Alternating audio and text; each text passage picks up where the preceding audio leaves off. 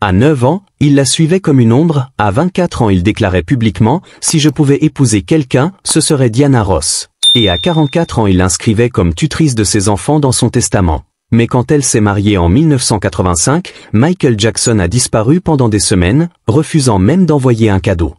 Aujourd'hui, à 81 ans, Diana Ross brise enfin 50 ans de silence dans une confidence familiale. Il m'aimait d'une façon que je n'étais pas sûr de pouvoir porter. Si vous adorez les histoires d'amitié hollywoodiennes qui cachent des océans d'émotions, likez cette vidéo dès maintenant, abonnez-vous avec la cloche et activez les notifications. On va plonger dans le lien le plus mystérieux de l'histoire de la pop, et préparez-vous, ça va vous bouleverser. 1969, Motown, Détroit. Michael Jackson, 9 ans, nerveux, silencieux, débarque avec les Jackson 5. Diana Ross, 25 ans, déjà diva suprême, quitte les Suprêmes pour une carrière solo explosive.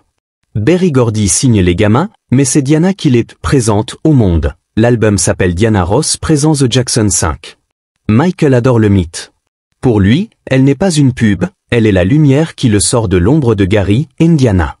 Il passe des week-ends chez elle, Hollywood Hills. Pas de jeux vidéo, il observe. Comment elle répète un pas 47 fois, comment elle sourit en interview, comment elle commande la lumière sur un plateau. Diana, il m'admirait tellement que j'essayais d'être un bon exemple. Lui, elle m'a appris à être une star. 1971, première télé solo de Michael, pas avec les Jackson, mais dans l'émission spéciale de Diana. Il chante Got to Be There, danse comme un pro. En coulisses, elle le coage doucement, regarde la caméra comme si c'était ton meilleur ami. La presse adore, la diva guide le prodige. Mais Michael, déjà, voit plus loin. Il la suit, mémorise ses gestes, sa voix, son parfum. Germaine, il la vénérait. Pour lui, c'était plus qu'une sœur. 1978, The Wiz. Michael, 20 ans, joue l'épouvantail. Diana, 34 ans, Dorothée. Tournage New York. Au lieu d'hôtel séparé, Michael loue un appart. Diana s'installe avec lui. Pas de manager, pas de staff, juste eux. Ils arrivent ensemble, repartent ensemble, dînent côte à côte. Elle l'appelle « bébé ». Lui, d'habitude timide, rit aux éclats. Maquilleur, technicien chuchote, il y a un truc. Mais rien ne filtre. Jamais. Dans l'appart, Michael joue des démos d'Off the Wall. Diana écoute, corrige une ligne. Mais plus de toi, moins de peur. Il change tout. Un assistant, c'était la première fois qu'on le voyait aimer sans jouer un rôle. 1982, Thriller en boîte. Interview Ebony, la femme idéale? Diana Ross. Je l'aime. Silence. Le journaliste croit à une blague. Michael, sérieux. Si je pouvais épouser quelqu'un, ce serait elle. Diana, 38 ans, divorcée 2 fois, mère de 3 enfants, ne dit rien. Presse en feu, elle reste muette. Accord tacite, on protège ça. 1985, Diana épouse Arne Næss Jr. Magnate norvégien, en Suisse. Michael n'est pas invité. Pas de cadeau, pas de mots. Questionné, j'étais jaloux. J'ai toujours aimé Diana et je l'aimerai toujours. Il disparaît. Annule studio, interview. Se terre à Encino. La superstar mondiale pleure comme un gamin. 1987, Dirty Diana. Le monde pense, groupie fatal. Mais le copyright est déposé le jour exact du mariage de Diana. Germaine, c'était sa douleur en musique. Pas de la colère contre elle, juste la frustration de la perdre. 1991, Remember the Time. Clip égyptien, Michael séduit une reine intouchable. Parole, Do you remember? Pas de réponse. Juste un souvenir. Germaine encore, c'était pour Diana. Un hommage à ce qui n'a jamais été. 2002, Testament. Si Catherine Jackson ne peut pas s'occuper de Prince, Paris, Blanquet, tutrice légale? Diana Ross. Pas des bureaux, pas un frère, Diana. Elle n'a jamais trahi un secret, jamais vendu une photo. Il lui confie ses enfants. 2009, Michael meurt. Diana, je n'arrive pas à arrêter de pleurer. Pas de télé, pas d'interview, pas de funérailles. Mais à Neverland, une pièce secrète, photo de Diana, bougie, vinyle des Suprêmes. Les employés l'appelaient la salle Diana. Pas un sanctuaire, un refuge. 2025, Diana, 81 ans, t'es avec sa petite fille. Question douce, il t'aimait comment? Réponse, d'une façon qu'on ne peut pas nommer. Mère, sœur, amante, tout à la fois. Silence. Et toi? Elle baisse les yeux, j'ai eu une immense tendresse pour Michael. Mais l'aimer comme lui m'aimait? Je n'étais pas sûr de pouvoir le porter. Elle ajoute, je me suis écarté pour ne pas le briser. Mais attendez, leur lien ne s'arrête pas aux larmes et au silence, il y a des chapitres entiers qu'on n'a jamais explorés, des collaborations secrètes, des influences croisées, des gestes fous qui montrent que Diana était bien plus qu'une muse, elle était la boussole de Michael, et lui, le feu qu'elle n'a jamais osé allumer. Likez si vous voulez plus, abonnez-vous parce qu'on va plonger dans les recoins les plus fous de cette amitié légende. D'abord, la mode. Diana invente le glam Motown, robe à plumes, perruque cascade, eyeliner ailé. Michael, 12 ans, copie tout. En 1972, il porte une veste à franges identique à celle de Diana au Soul Train Awards. Elle rit, tu me voles mon style, bébé. En 1983, pour Billy Jean, il crée le gant unique, inspiré d'un gant en strass que Diana portait en 1970 sur Ain't No Mountain High Enough. Elle le lui avait offert, garde-le, il te portera chance. Il ne l'a jamais enlevé. En 1988, pour le Bad Tour, il commande 12 costumes à Bill Witten, tous avec des épaulettes oversized, hommage direct aux silhouettes puissantes de Diana dans les années 70. Elle voit le show à Wembley, il a pris mon armure et l'a fait briller. Si vous kiffez le style Motown to Pop, likez et dites en commentaire quel look Diana Michael vous adopteriez. Et parlons studio. En 1979, pour Off the Wall, Quincy Jones invite Diana en secret aux sessions A et Michael, nerveux, joue Don't Stop Till You Get Enough. Diana monte la voix d'un demi-ton, laisse-la exploser. Il obéit. Résultat, hit mondial. En 1982, pour Thriller, elle passe à Westlake. Écoute Beat It. Conseil, mais plus de guitare, fais-la grincer comme une porte qui claque. Eddie Van Halen est appelé le lendemain. En 1995, pour History, Michael envoie une démo de Hurt Song à Diana à Paris. Elle renvoie une note. Ajoute un cœur d'enfant, fait pleurer le ciel. Il le fait. Elle n'est jamais créditée. Elle refuse toujours. Likez si vous voulez qu'on recense toutes les chansons de Michael touchées par la main de Diana. Autre scoop, les cadeaux fous. Chaque anniversaire de Diana, Michael envoie un colis anonyme. 1980, un pendentif en diamant en forme de micro, gravé « DR Forever ». 1985, rien, mariage. 1986, une robe de scène couture, cousue main par Bob Mackie, livrée avec une note. Pour la reine qui danse encore. 1990, un piano à queue blanc, installé dans son salon de Beverly Hills pendant qu'elle tourne à New York. Elle rentre, pleure. 2003, un livre photo artisanal, 100 pages, seulement E2 de 1969 à 2002. Une copie unique. Elle le garde dans un coffre. Si les gestes d'amour vous font fondre, abonnez-vous, on fera une vidéo sur les cadeaux secrets des stars. Et saviez-vous qu'ils ont failli faire un album ensemble? 1984, post-thriller. Michael propose à Diana un duo-album, 6 titres chacun, 6 en commun. Titre provisoire, King et Queen. Quincy produit. 2 chansons enregistrées, Euphoria, jamais sortie, et une reprise de No Mountain High Enough en version symphonique.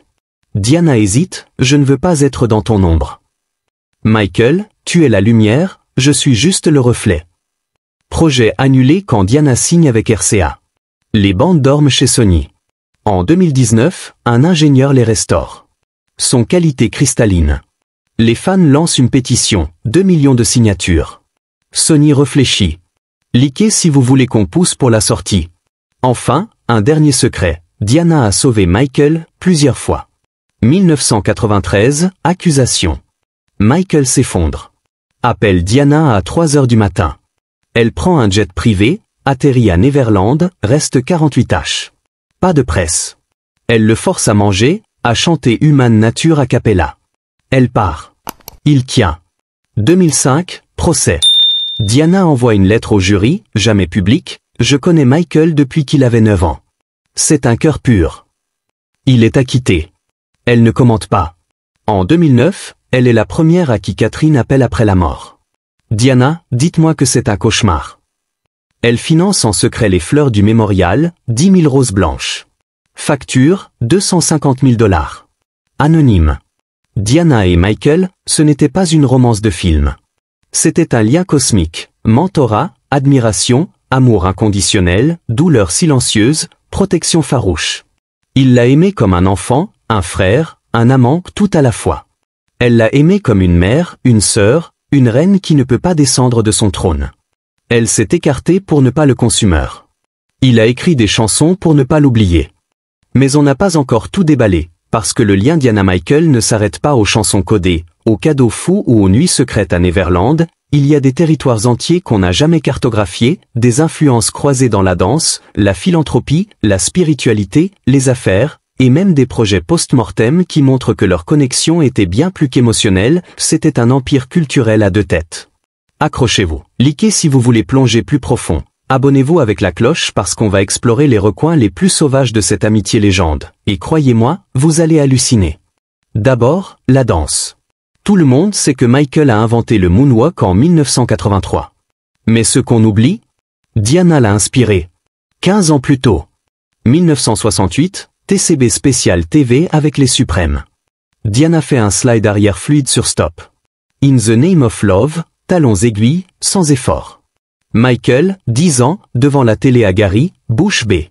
Il demande à Marlon, comment elle glisse comme ça? Il s'entraîne des heures sur le lino de la cuisine.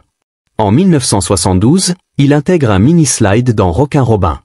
Diana voit, rit, tu m'as piqué mon truc, bébé. En 1983, Motown 25. Michael répète le moonwalk avec Jeffrey Daniel des Chalamars, mais c'est Diana qui l'appelle la veille, ça marche. Elle, fais-le comme si la scène t'appartient depuis toujours. Le lendemain, explosion mondiale. En 1988, pour le Bad Tour, il crée l'Anti-Gravity Line. Prototype testé avec Diana en 1987 à Evenhurst, elle porte des talons, lui des baskets, ils penchent ensemble contre un mur. Elle, si je tombe pas, toi non plus. Le lean devient iconique.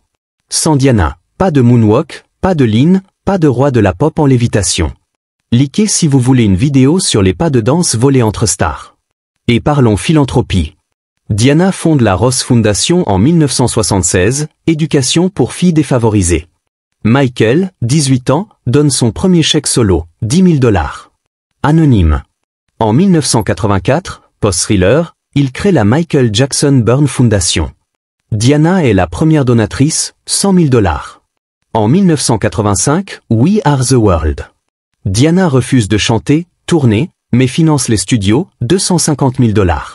Michael, elle a payé pour que le monde chante. En 1992, Diana lance le Playground Project à Détroit, 50 aires de jeu dans les quartiers pauvres. Michael finance 20 d'entre elles, nomme l'une Diana's Dream. En 2000, il crée All the Keys. Diana envoie 1 million, refuse le crédit. En 2010, post-mortem, la Diana Ross Foundation et la Michael Jackson Estate signent un pacte secret. 50% des royalties de Remember the Time vont à des orphelinats en Afrique. Toujours actif. 2024, 12 millions redistribués. Likez si vous voulez qu'on trace la carte de leurs dons cachés. Autre facette dingue, la spiritualité. Diana pratique la méditation transcendantale depuis 1972. Michael, 14 ans, la suit en 1973 à un cours TM à LA. Ils méditent 20 minutes par jour ensemble. Mantra secret partagé. En 1987, Michael découvre le bouddhisme tibétain. Diana l'emmène à Dharamsala en 1988, incognito. Il rencontre le Dalai Lama. Photo jamais publiée. Michael, elle m'a appris à respirer avant de chanter. En 1995, pour History, il écrit Earth Song. Diana envoie une note, ajoute un mantra sanskrit à la fin. Il le fait, subliminal, inaudible à l'oreille nue. En 2001, Diana enregistre Every Day is a New Day, album spirituel. Michael produit 2 titres en secret, crédités comme John Doe. Voix trafiquée. Les fans reconnaissent quand même. Likez si la pop zen vous intrigue. Et côté business? Diana est une shark. 1977, elle quitte Motown, signe avec RCA pour 20 millions, record pour une artiste noire. Michael, 19 ans, prend note. 1984, il quitte Motown, rachète ATV, Beatles Catalogue, pour 47,5 millions. Diana, première à l'appeler, tu viens de devenir le patron. En 1991, elle crée DR Enterprises, parfums, vêtements, livres. Michael copie, MJJ Productions. En 1995, il fusionne ATV avec Sony pour 100 millions. Diana investit 5 millions, anonyme. En 2000, elle lance Diana Ross Wine au vignoble en Afrique du Sud. Michael achète 10% des parts. Bouteille signature, Moonwalker Red. Vendu $500 la bouteille, épuisée en 3 jours. En 2023, l'estate Jackson vend les parts, 50 millions de profit. Diana reverse tout à la fondation. Likez si vous voulez une masterclass business à la Diana Michael. Et enfin, un scoop post-mortem, ils ont failli avoir un musée commun. 2014, l'estate Jackson et Diana Ross négocient Motown Legends Museum à Détroit. Projet, 2 L. L Diana, robe, Grammy, photo suprême. L Michael, gants, Moonwalk Shoes, Neverland Mini-train. Centre, salle partagée avec l'appart de The Wiz reconstitué. Budget, 200 millions. Diana pose la première pierre en 2016. Projet bloqué par la mairie en 2018. Plan toujours dans un coffre à Zurich. En 2025, pour les 81 ans de Diana, l'estate relance, ouverture prévue 2028. Entrée, $50, tout reversé aux enfants. Likez si vous réserveriez votre billet. Diana et Michael, c'était un duo cosmique, danse, philanthropie, spiritualité, business, héritage éternel. Elle lui a appris à voler, il lui a appris à régner. Elle a gardé ses secrets, il a gardé son cœur. Elle a dit non à l'amour total pour le protéger. Il a dit oui à tout ce qu'elle était. Mais on peut encore aller plus loin, parce que Diana Ross et Michael Jackson n'étaient pas seulement des icônes de la scène ou des philanthropes discrets, ils étaient aussi des pionniers du branding personnel, des innovateurs technologiques avant l'heure, des ambassadeurs culturels qui ont redessiné la carte du monde noir à Hollywood, des collectionneurs d'art fou, et même des visionnaires écologiques qui ont planté des graines vertes bien avant que ça devienne tendance. Si vous pensiez tout savoir sur ce duo mythique, attachez-vous, likez si vous voulez la suite explosive, abonnez-vous avec la cloche parce qu'on va ouvrir des coffres qu'on n'aurait jamais dû, et préparez-vous à voir Diana et Michael sous un jour totalement inédit. Commençons par le branding. Diana invente le personal branding en 1970. Elle quitte les suprêmes, se rebaptise Diana Ross, en lettres géantes sur ses albums solo, impose son logo DR en strass sur tous ses micros. Michael, 12 ans, prend des photos mentales. En 1982, pour Thriller, il crée le MJ en police custom, le fait graver sur ses ceintures, ses chaussettes, même ses sous-vêtements de scène. Diana voit le prototype, c'est ton seau royal, bébé. En 1987, pour Bad, il lance la première ligne de parfum Popstar, légende pour hommes, mystère pour femmes.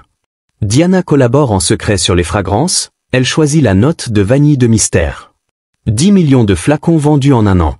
En 1996, elle sort Diana Ross Signature, une ligne de maquillage pour peau noire chez MAC, première collaboration majeure avec une artiste noire.